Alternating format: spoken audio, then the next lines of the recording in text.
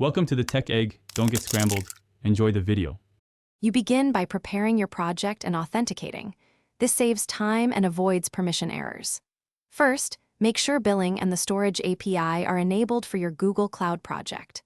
Once done, create a bucket with a clear name and pick a storage class based on access needs, standard for frequent use, nearline for infrequent.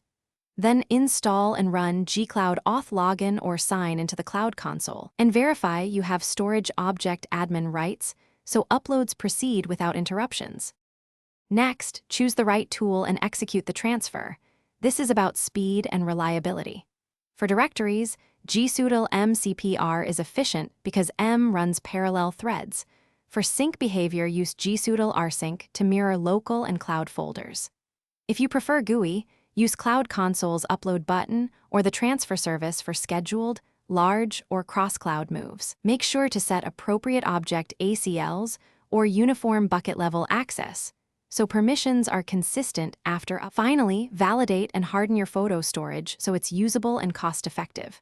After upload, list and spot-check files using gsutil ls and open a few to confirm integrity, compare counts and sizes. Then apply lifecycle rules and versioning to manage costs and enable recovery. If transfers fail or stall, check IAM permissions, billing status, project quotas, and network bandwidth. Retry using gsutil m or enable resumable uploads.